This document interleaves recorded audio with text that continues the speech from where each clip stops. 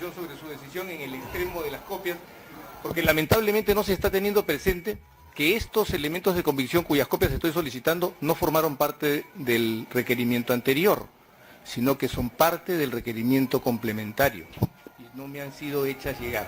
Yo no tenía que ir a ningún sitio porque las reglas del código son muy claras en el sentido de quién tiene y cómo tiene que hacerme llegar las copias. Muy bien, doctor. Va a declarar, va a desestimar ese pedido. Sin perjuicio de eso, este despacho va a atender, digamos, el pedido y de inmediatamente me va a alcanzar la relación para ubicarlos y para facilitarle. Eso también voy a tener en cuenta para efectos del debate cuando le toque intervenir o le corresponda intervenir a usted. Para efectos de no afectar su derecho de defensa, porque estamos en una discusión de prisión preventiva de 11 investigados. Muy bien, por favor, me alcanza la lista, por favor, para de inmediato ubicar esos elementos de convicción, ¿ya? Y para decirle a la Fiscalía que para que lo ubique, para facilitarle de inmediato, ¿ya? Continuamos. Voy a tener en cuenta para el tema del orden de la prelación cuando tengamos que tratar la situación jurídica. Vamos a continuar. Respecto al doctor Vega, respecto a que no se ha señalado la pertinencia o si son pruebas de cargo o de descargo. A ver, vamos a esperar mejor para no distraer. ¿Sí? ¿Sí? Está listado ya, ¿no, doctor?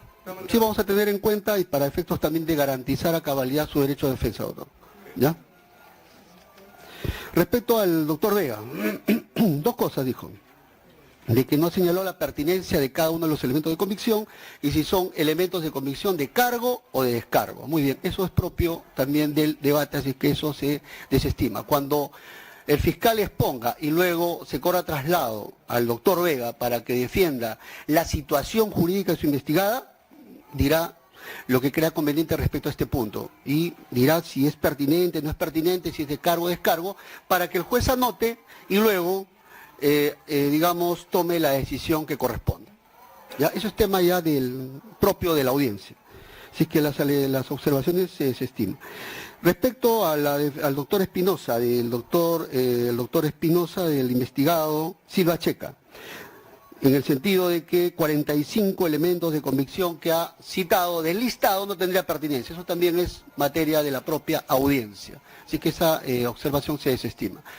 Cuando le ceda el uso de la palabra, usted ya indicará de los 55, imaginemos, 54 no son pertinentes y me dirá las razones. ¿Por qué no son pertinentes? Y una sí es pertinente y dará su posición jurídica. Y lo voy a escuchar y voy a tomar nota.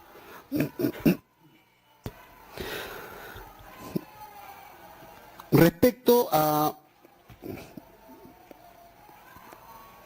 Mejía, al investigado Mejía Leca, su defensa ha dicho de que hay un tema de error, y tenemos una declaración incompleta a 12 folios y en la página 270 el primer párrafo no tiene fin. Respecto a los errores materiales, eso también lo tiene que hacer valer en la audiencia y ahí indicará existen tales errores y en qué medida eso ayuda a su posición jurídica para efectos de también pronunciarme sobre ese tema.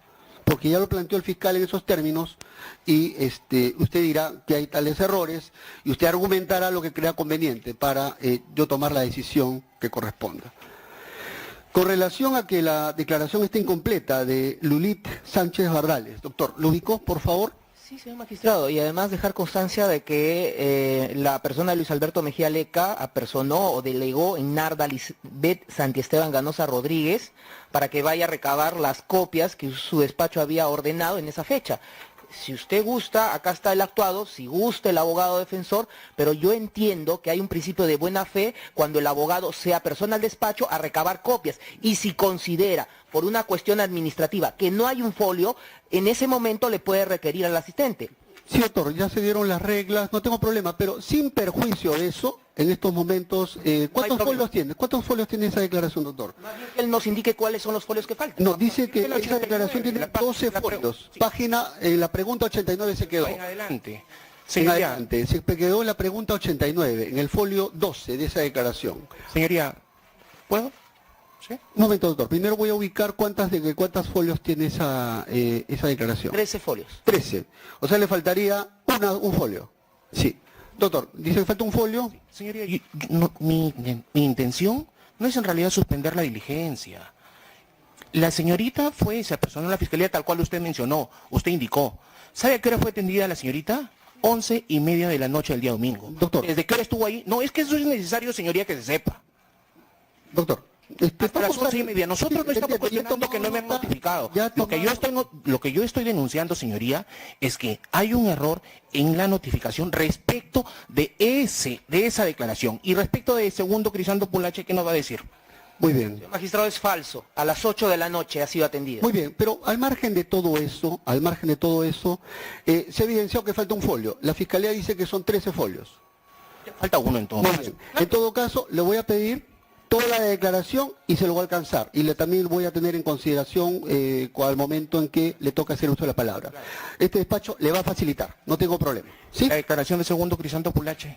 La declaración de... ¿Qué tal, amigos? Bienvenidos a Sigrid.pe, este espacio a través de las redes de Diario La República. Como ustedes han visto, evidentemente hoy es un día muy importante para la justicia de nuestro país, un día muy importante y decisivo para Keiko Fujimori y otros 11 involucrados investigados por el caso de los cócteles, del financiamiento de Fuerza 2011 y el presunto delito de lavado de activos.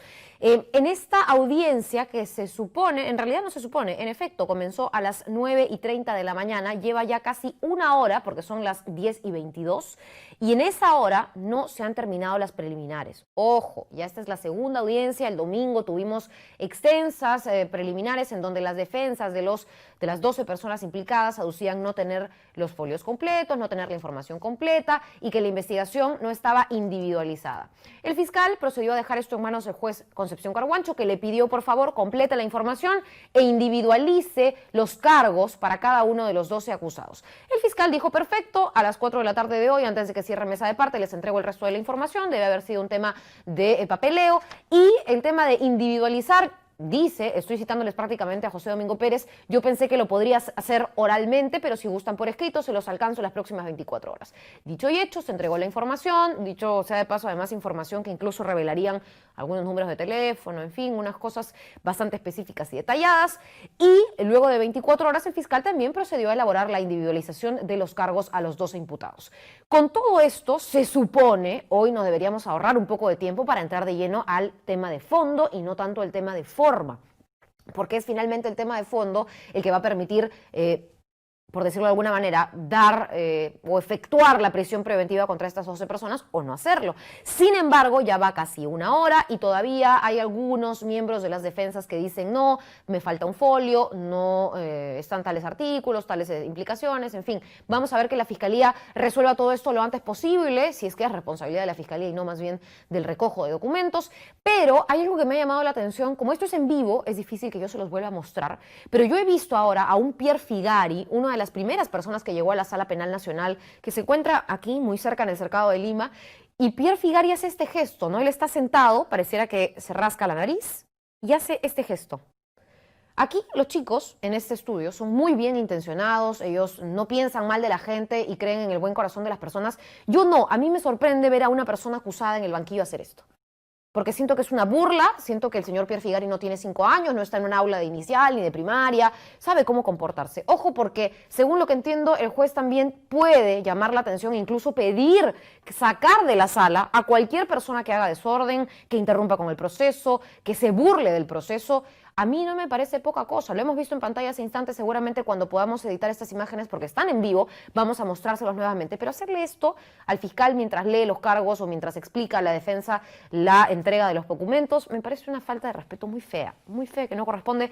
Ojalá que solo sea el señor Pierre Figari, que nadie más siga su ejemplo. Vamos a conversar un poco de las implicancias, de los escenarios, qué sucede, si hay prisión preventiva, si no hay prisión preventiva, cuáles son los argumentos y el procedimiento. Estamos con el ex decano del Colegio de Abogados de Lima y abogado penalista también, el doctor Mario Amoretti. Muchísimas gracias, doctor, por estar aquí. Gracias a ustedes por la invitación. Usted ha visto, ¿no es cierto?, es testigo de lo que yo señalo, es una crítica y una interpretación mía, podrá ser así o no. Bueno, es un hecho objetivo. Usted también lo ha visto. Y sobre todo de que en realidad los los que están procesados tienen que guardar la compostura que el acto requiere. El juez, frente a actos que considera que no son los pertinentes, puede inclusive hasta llegar a disponer el desalojo de un imputado fuera de la sala. Perfecto, doctor. Dicho esto es parte, digamos, de las formas que se están discutiendo ahora. Vayamos un poco al tema de fondo y yo quería compartir algo que se ha anunciado en IDL Reporteros, esta página web, esta, digamos, área de prensa, amiga nuestra, hemos colaborado mucho en el tema de los audios de la corrupción y en varias investigaciones. Ha publicado un adelanto de más capturas de pantalla de este chat llamado La Botica, en la que se encuentran varios miembros cercanos a Keiko Fujimori y la misma Keiko Fujimori. Vamos a ver uno de los primeros pantallazos que IDL Reporteros ha decidido difundir en este avance, y no tengo ahí el WhatsApp muy de cerca, pero se los voy a leer. Ustedes recordarán, ya hemos publicado antes conversaciones con respecto a el grupo de congresistas, asesores, está Pierre Figari, está Ana Gers, está Leila Chihuán. Leila Chihuán dice, así lo haré. Alejandra Aramayo, congresista, dice, presidenta, ¿aplaudimos al presidente o no? Y Keiko Fujimori les contesta, sí, de pie y con aplausos protocolares. Héctor Becerril, bueno, ya cambia de tema, habla de los audios difundidos sobre el nuevo fiscal de la Nación y sus propios audios, y dice, se pasó de Conchán Vizcarra.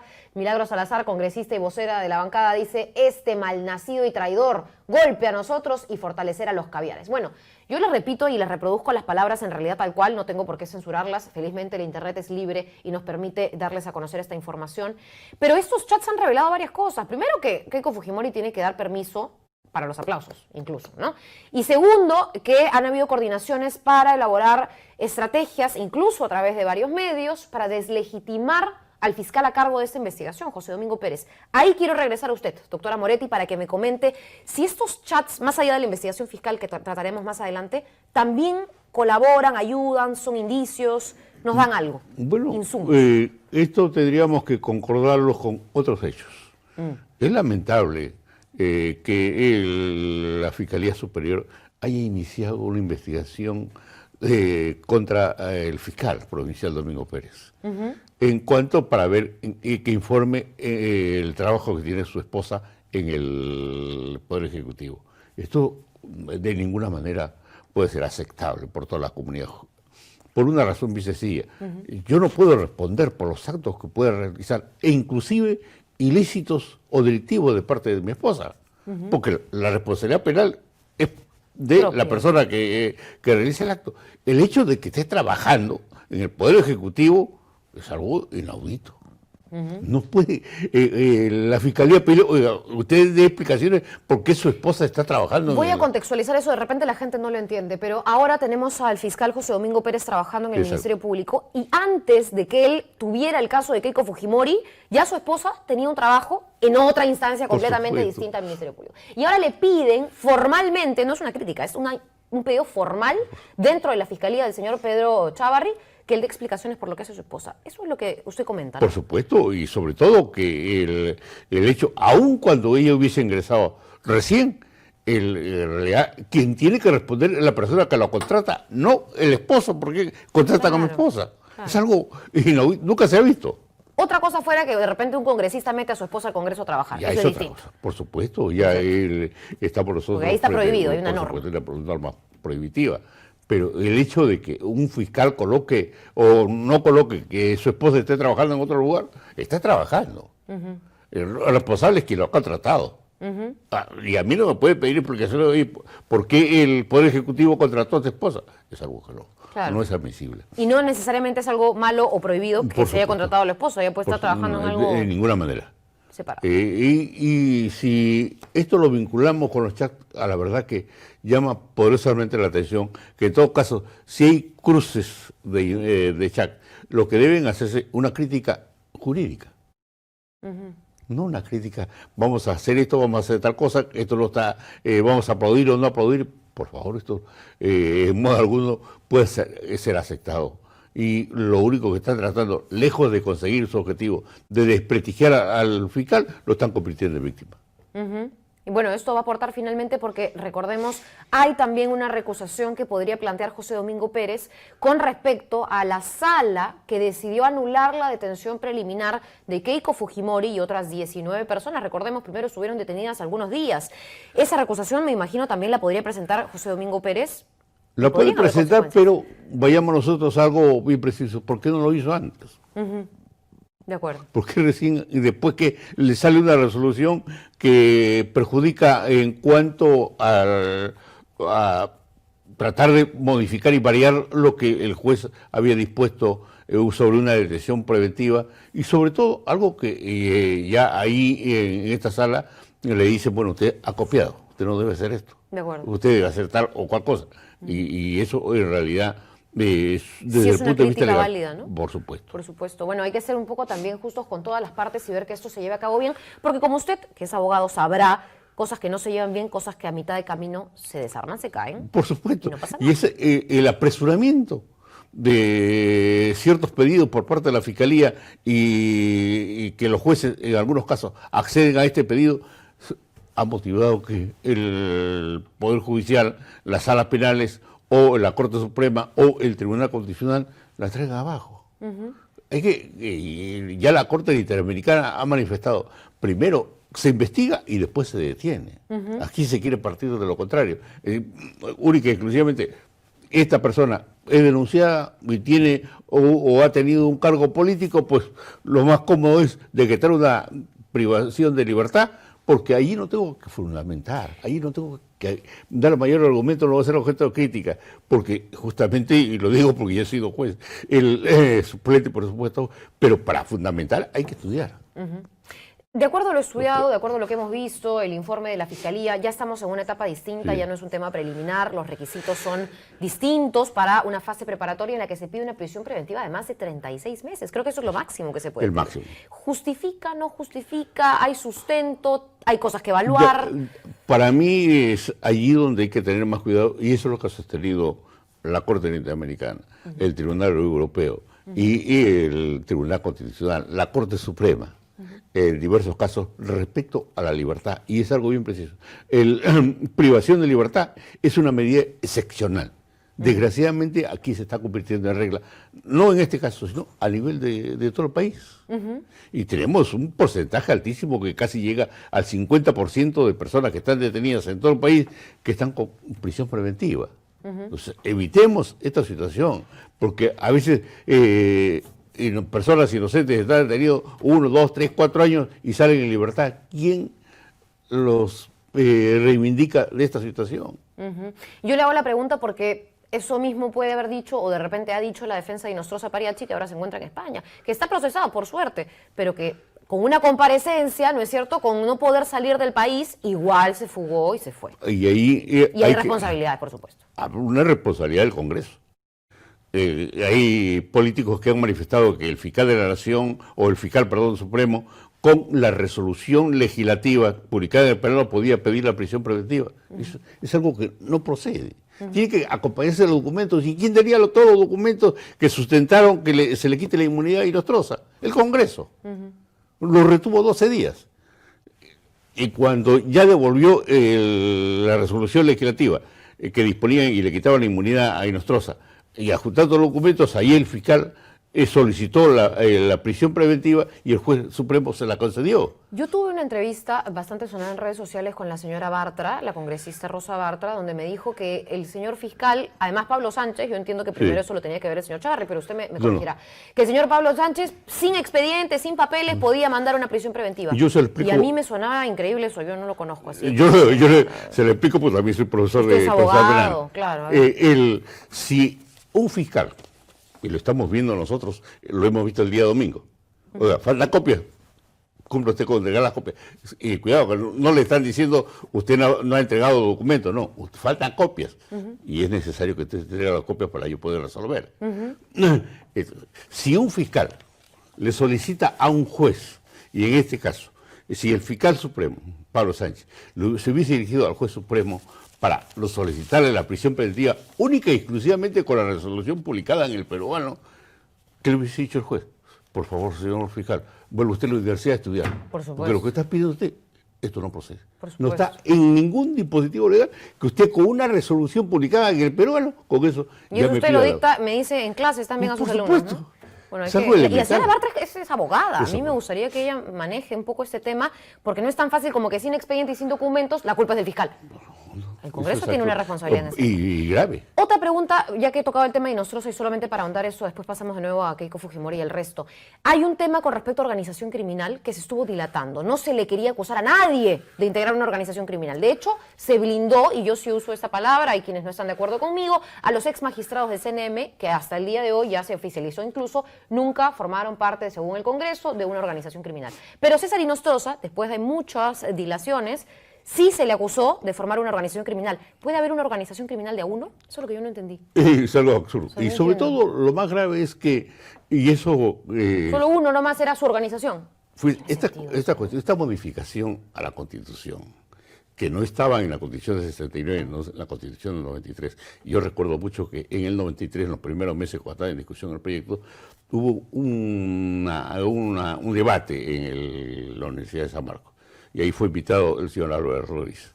Y allí justamente criticamos de que se haya modificado este sustento y las posibilidades que se le daba al Congreso. ¿Cuál es? El Congreso, y lo dice el artículo 100, en su última parte, lo que resuelve el Congreso no puede ser modificado, exagerando, ni una coma por el Ministerio Público y el Poder Judicial. De acuerdo. Y hemos visto nosotros, en casos anteriores, que el Congreso le imputa X delito y cuando va al Poder Judicial lo tiene que absolver porque ese delito no configura en el Código Penal como tal, de acuerdo a lo que ha sostenido el Congreso. Y lo absolve. ¿Y qué dicen los políticos? El Poder Judicial está absolviendo a corruptos. De acuerdo. Pero está atado de manos cuando estas cosas pasan, sobre todo a magistrados de tan alto nivel. Y esto, la pretensión era no considerarlo a Inostroza como inmerso en una organización criminal para los efectos de que no pudieran decretar una prisión preventiva. Y sobre todo, existiendo ya, de acuerdo a los audios y de acuerdo a las investigaciones que se habían estado llevando a cabo, evidencias e indicios razonables de que estamos nosotros frente a una organización criminal. Y yo sé que usted es un abogado que tiene términos un poco mejores, pero en mi vocabulario eso es blindaje, ¿no?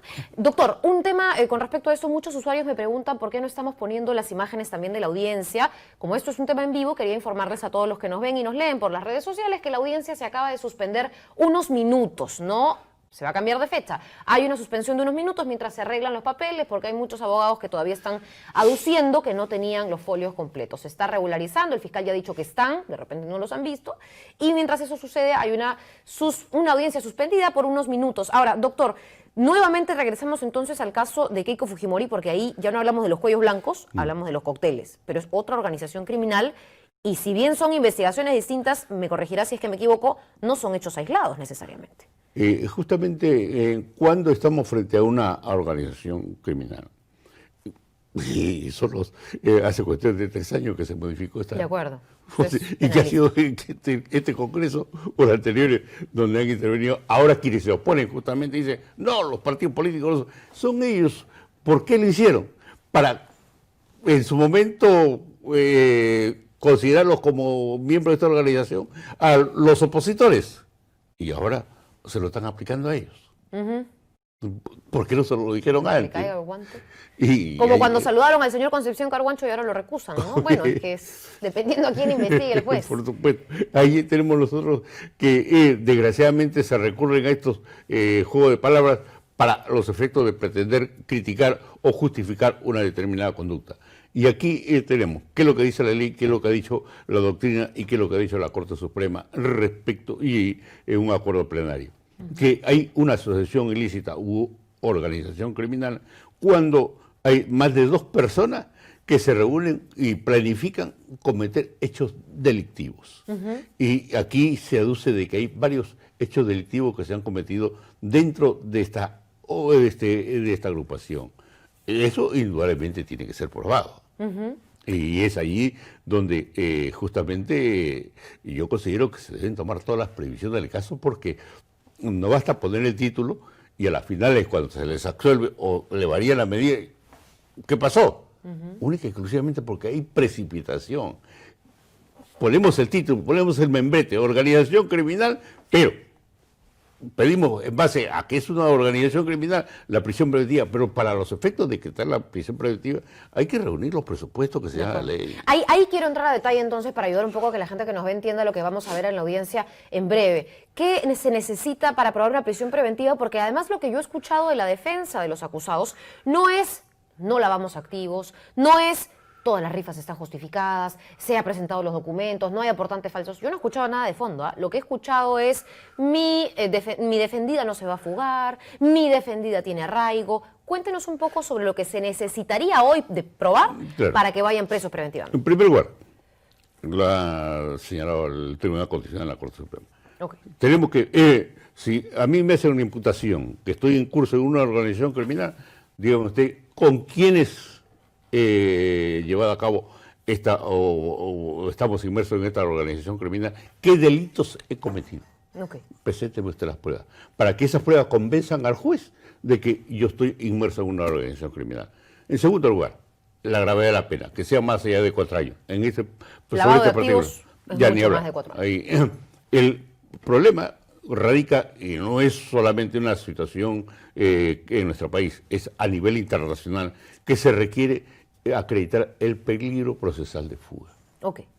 ¿En qué consiste el peligro procesal de fuga? Y lo ha establecido la Corte Suprema en un plenario y el Tribunal Constitucional, que verdaderamente exista la posibilidad de que esta persona, y hay una sentencia muy interesante de la Corte Suprema que dice, un español que tiene empresas en España, que tiene familia en España y viaja constantemente a España, pero tiene su domicilio acá en Lima, tiene su familia en Lima, sus hijos se están educando acá en Lima, tiene sus empresas acá en Lima, viaja pero regresa. Eso no es indicio, ni es una justificación para que se considere que hay peligro de Pregunta, profesor, doctora Moretti. A ver, imagínense que yo soy su alumna, me va a explicar así de a poquitos para que todos entendamos.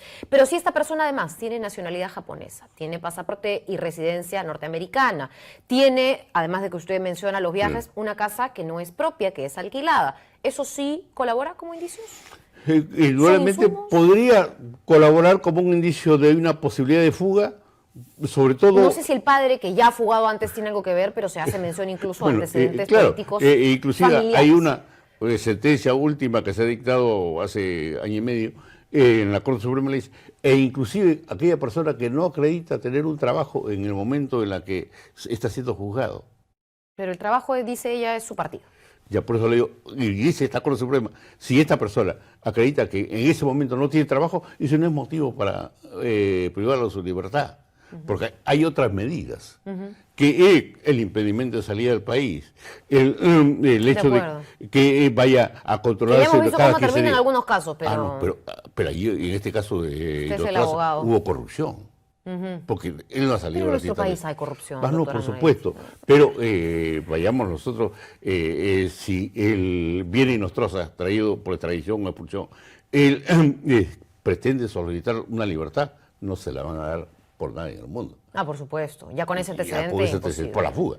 De tal manera de que es allí que las precisiones las ha establecido la Corte Suprema. Doctor, usted me decía que una de las cosas que tendría que cumplirse para que, por ejemplo, Keiko Fujimori u otros vaya presa es acreditar el peligro de fuga. Pero la ley dice peligro de fuga o obstaculización de la esclarecimiento. Obstaculización de pruebas. Que yo presione testigos, presione peritos para los efectos que declaren en contra mía. Doctor, vamos a hablar eso de la obstaculización de pruebas, pero primero tenemos que ir con la audiencia. Vamos a retomar un instante y vamos a escuchar lo que se está diciendo en estos momentos en la Sala Penal Nacional.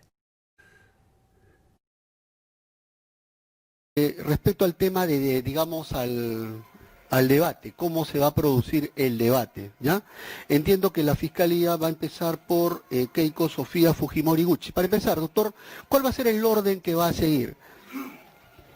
Que disponga usted, señor magistrado, sí, no, por presupuesto procesal.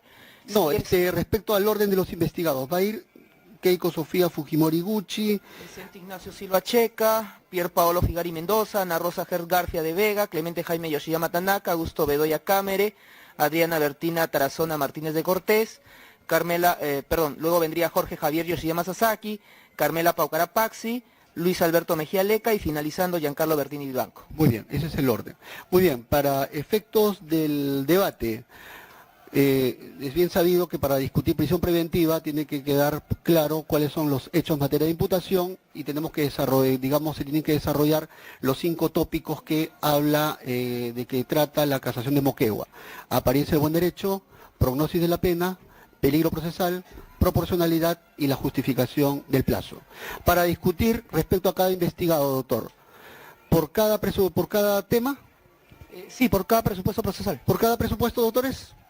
Muy bien, entonces esa va a ser la metodología que vamos a aplicar por cada investigado. Entonces vamos a empezar con la investigada Keiko Sofía Fujimori Gucci. Entonces tiene que presentar cuáles son los hechos en materia de imputación y cuando se desarrollen los presupuestos vamos a realizar el debate por cada presupuesto. ¿Esto qué quiere decir? De que escuchamos a la Fiscalía la sustentación respecto al primer presupuesto, luego se corre traslado a la defensa. Hacemos una réplica breve y cerramos ese presupuesto y pasamos al segundo presupuesto. Y así sucesivamente hasta agotar los 5 tópicos. Señor fiscal, se le cede el uso de la palabra para que sustente su requerimiento de prisión preventiva. Adelante. Si me permite usted, lo voy a hacer de pie. Señor magistrado, el Ministerio Público va a sustentar su requerimiento de prisión preventiva contra la imputada Keiko Sofía Fujimori Gucci. El Ministerio Público está imputando la comisión del delito de lavado de activos cometido en organización criminal. Y para ello voy a fundamentar algunos aspectos introductorios que son necesarios para el conocimiento del caso. Para ello voy a hacer referencia al acuerdo que suscribe las autoridades de los Estados Unidos de Norteamérica con la empresa Odebrecht,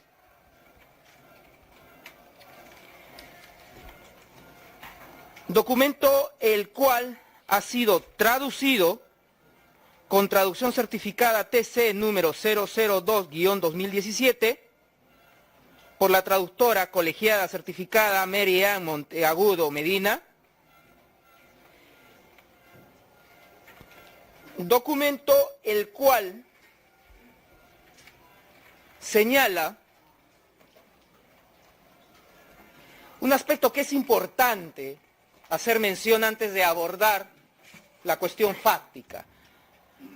Este documento en su página 12 y siguientes habla de un resumen del plan de soborno.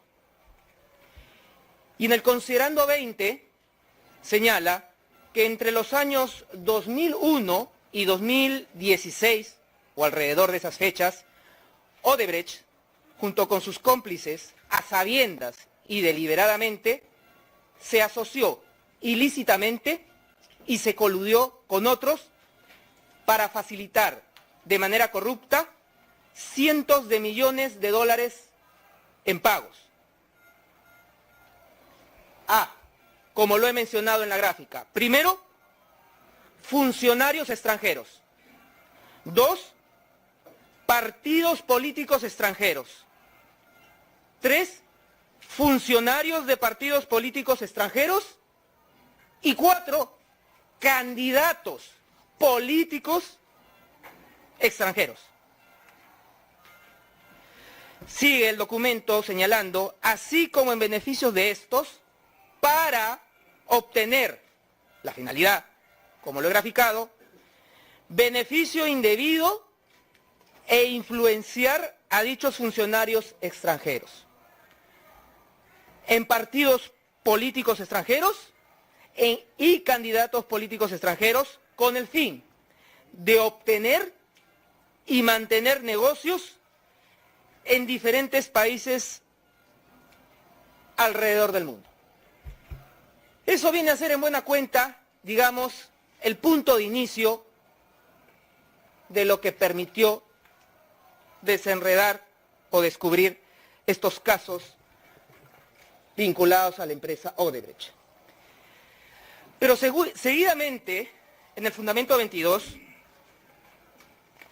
el documento nos habla sobre la división de operaciones estructuradas y nos dice con el siguiente tenor.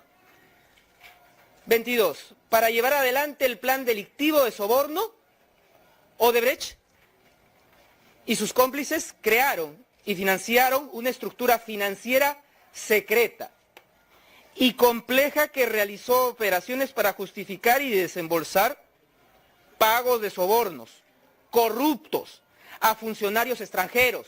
Lo vuelvo a repetir, partidos políticos extranjeros, funcionarios de partidos políticos extranjeros y, lo que sigue lo resalto, candidatos a partidos políticos extranjeros.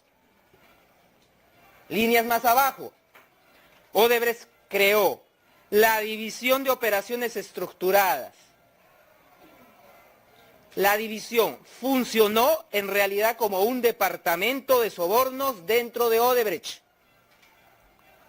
Para ocultar sus actividades, utilizó un sistema de comunicaciones completamente aparte y paralelo, denominado Droisus o Droisus.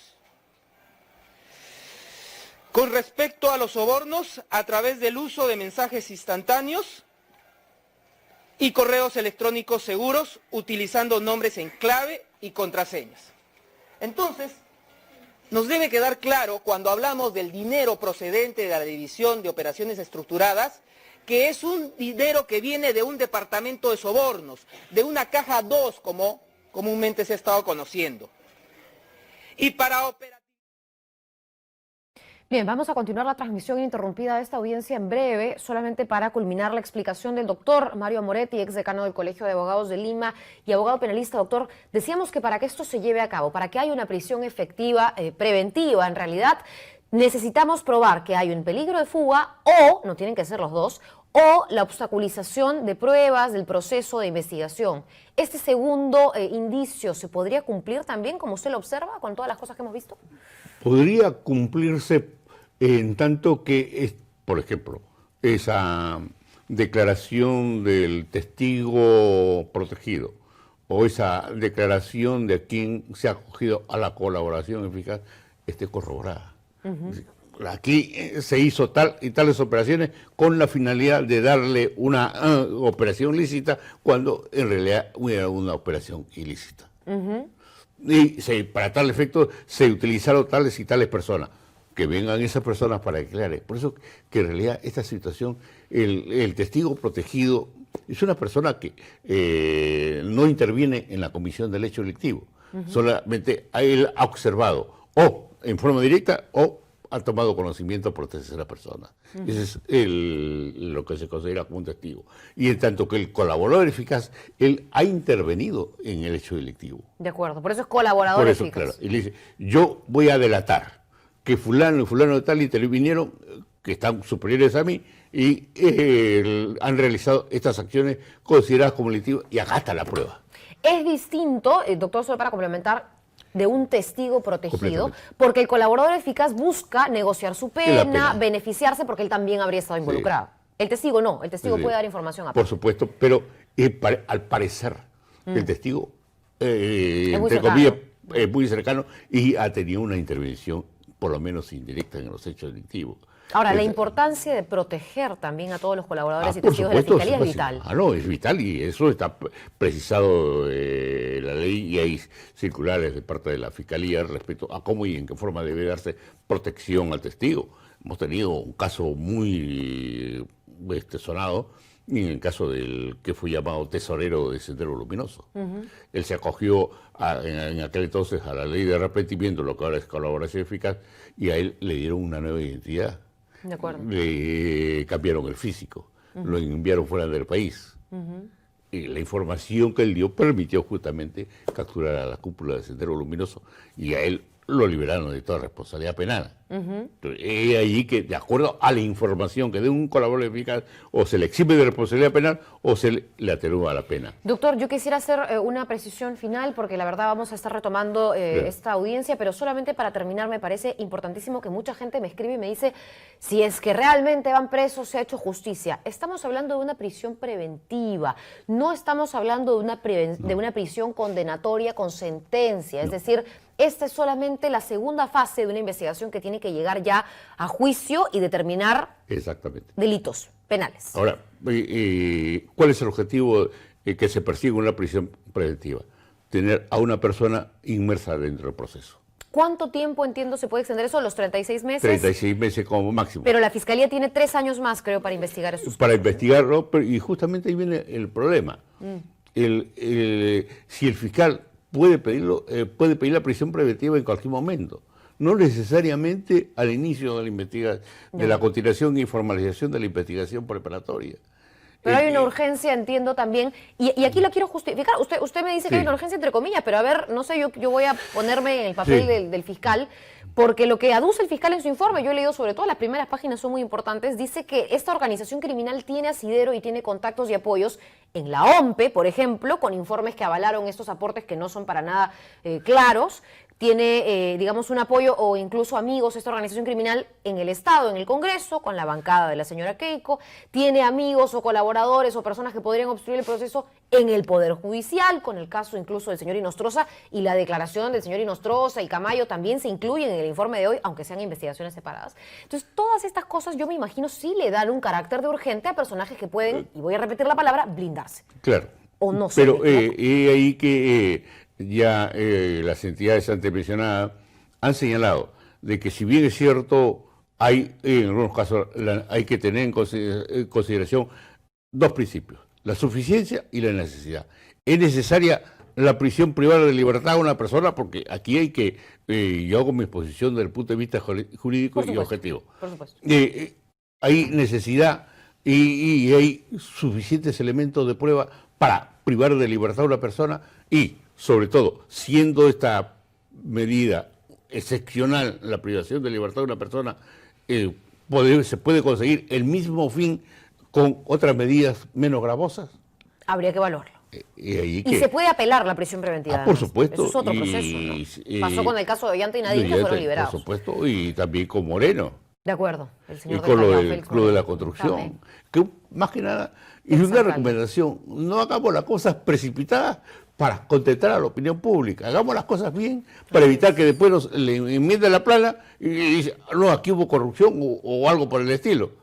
Bien, bien, doctor. Esperemos que se cumplan todas las de la ley y que caiga quien caiga, como siempre decimos aquí en todos los espacios. Que sea justicia. Gracias, doctora Moretti, por estar con nosotros. Yo voy a terminar con la parte subjetiva, en realidad, que me parece también es válida y muy importante, porque más allá de hacerlo ahora o hacerlo mañana, lo importante para mí es que se haga. Y si hacerlo antes que después va a permitir que se haga, mejor, en buena hora.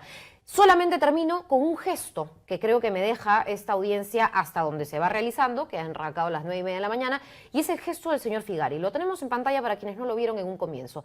Él arrancaba en realidad esta audiencia, estaba sentado, estaba tranquilo, y hace un gesto con la mano. Primero como que se agarra la nariz, después estira la mano, ¿no es cierto?, e incluso la mueve y la agita. Yo eso lo interpreto no como un tic, lo interpreto como una burla, esa es mi interpretación, queda la interpretación de cada uno de ustedes, pero el juez está llamado en cualquier momento, si siente que alguien interrumpe, molesta o obstruye esta audiencia y la explicación y la exposición del fiscal, lo saca de inmediato de la sala. Eso yo pedía que se haga con Abimael Guzmán hace tiempo. Abimael Guzmán estaba siendo juzgado, y discúlpenme, esta es mi crítica fraterna a los jueces, y el señor se paraba, insultaba, le decía su vida a todo el mundo. Ese señor no debería haber estado en esa audiencia, ya lo han sacado más de una vez también por faltoso, discúlpenme, pero esa es la palabra, y podría pasar lo mismo en cualquier otra audiencia, incluida esta. Ojalá que se haga todo con mucho respeto. Me tengo que despedir, solamente les leo un rápido auspicio, casi me olvido. Esta es la ONG Ayuda en Acción. Todos hemos pasado por situaciones difíciles donde la ayuda de alguien nos ha cambiado la vida.